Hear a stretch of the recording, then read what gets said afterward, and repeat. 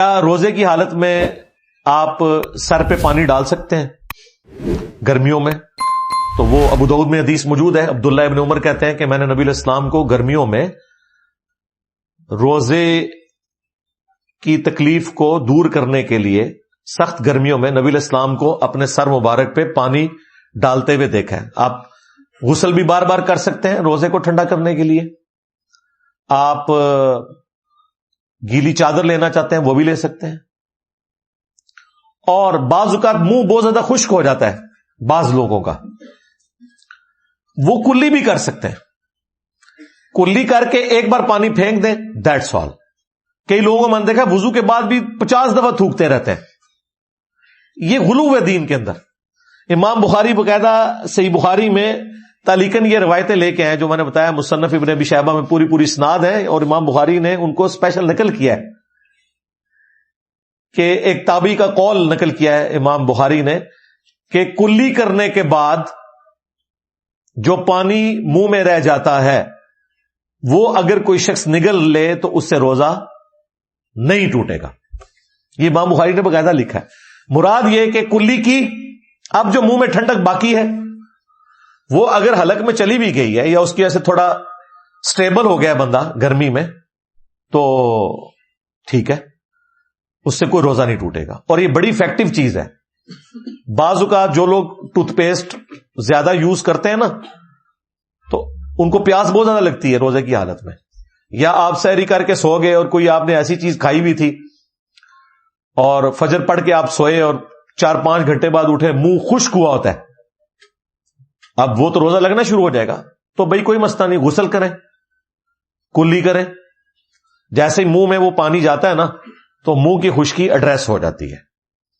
وہ کلی آپ باہر پھینک دی, دیٹس آل. باقی جو تری اندر رہے گی وہ آپ کو روزے کو ڈسٹرب نہیں کرے گی.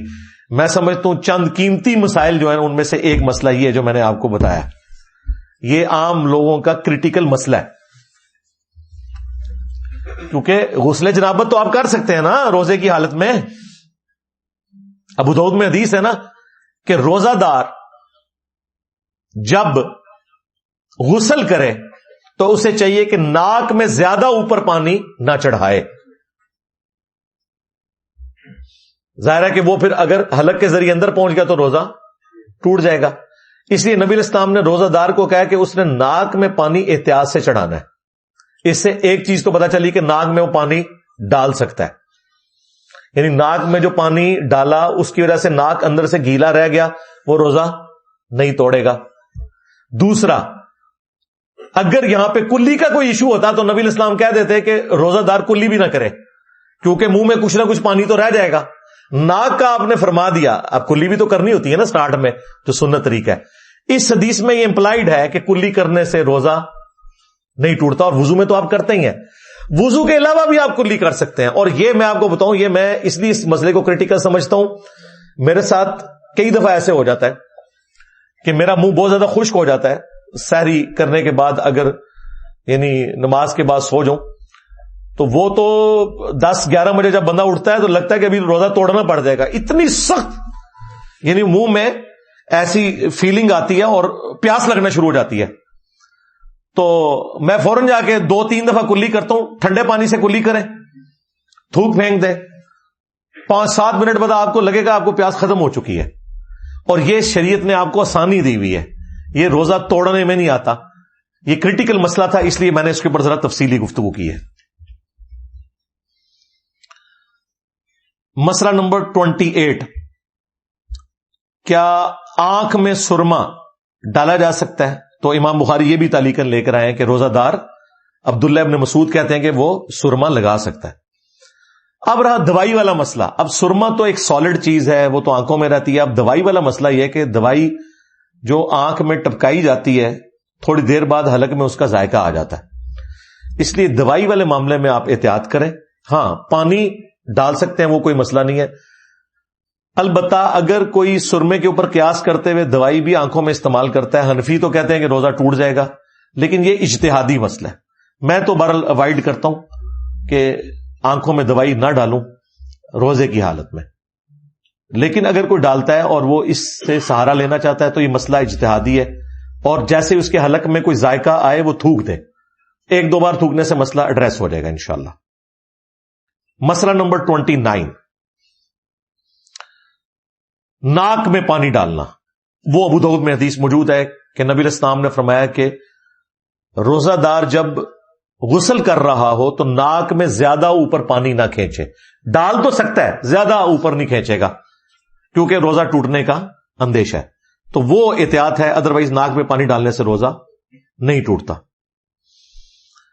اسی طریقے سے مسئلہ نمبر 30، ہنڈیا کا ذائقہ چکھنا، نمک مرچ وغیرہ چکھنا.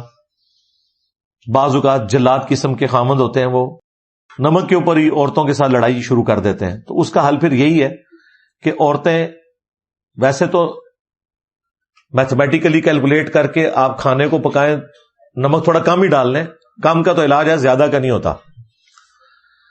تو پھر بھی اگر کوئی بہت زیادہ وام کسی نے نکالنا ہے تو وہ بخاری میں تعلیقاً آیا ہے، مصنف ابن ابی شیبہ میں بھی اور باقی کتابوں میں اسناد موجود ہے کہ روزہ دار ہنڈیا کا ذائقہ چکھ سکتا ہے. چکھ کے پھر وہ تھوک دے گا، اندر نہیں نکلے گا، زبان پہ رکھنے سے وہ نمک مرچ کو چیک کر سکتا ہے. مسئلہ نمبر 31، اگر خود بخود مکھی چلی جائے، حلق سے نیچے اتر گئی، تو یہ بھی امام بخاری لے کے آئے ہیں کہ خود بخود اگر مکھی کسی کے گلے سے نیچے اتر گئی تو اس کا روزہ نہیں ٹوٹے گا، یہ اس کے اختیار میں نہیں تھا. اسی میں امپلائڈ ہے کوئی شخص سوئمنگ پول میں نہا رہا تھا اور اچانک اسے غوطہ آ گیا اور پانی اندر چلا گیا. اب وہ بیچارہ وام میں پڑ گیا کہ کیا بنا، وہ بس اسی حکم میں داخل ہوگا، وہ جان بوجھ کے اس نے نہیں کیا، اس کا روزہ بھی نہیں ٹوٹے گا. مسئلہ نمبر 32، کلی کرنے کے بعد جو تھوک منہ میں رہ جاتا ہے وہ میں نے آلریڈی اس میں بیان کر دیا، اور اس کی اصل وہ حدیث جو میں نے بیان کر دی ابو داؤد میں کہ نبی علیہ السلام نے ناک میں پانی زیادہ اوپر کھینچنے سے تو منع کیا ہے لیکن کلی سے منع نہیں کیا. اور روزے میں آپ وضو بھی کرتے ہیں، لہذا کلی والا جو مسئلہ ہے، اگر کوئی شخص کلی کرتا ہے اور منہ میں جو ٹھنڈک باقی رہ جاتی ہے وہ اس کے روزے کو نہیں توڑے گی، اور بار بار وام کرنے کی ضرورت نہیں، ایک بار تھوک لیا کافی ہے. اور صحیح بخاری میں بھی امام بخاری کتابی کا قول لے کر آئے ہیں کہ کلی کرنے کے بعد جو منہ میں پانی رہ جاتا ہے، جو وائڈ ہو ہی نہیں سکتا، اس سے روزہ نہیں ٹوٹے گا.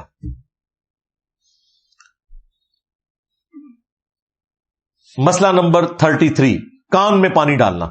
تو کان میں تو آپ نے پانی ڈالنا ہوتا ہے، اس کا کوئی مسئلہ نہیں ہے. غسل کرتے ہوئے کان کا جو ظاہر والا حصہ ہے تو آپ نے دھونا ہوتا ہے، اور وہ جو کان میں پانی جاتا ہے وہ آپ تھوڑی دیر بعد یوں کریں یہاں سے باہر نکل جاتا ہے، وہ جسم کے اندر اس طریقے سے داخل نہیں ہوتا، لہذا اس میں کوئی روزہ ٹوٹنے والا معاملہ نہیں ہوگا.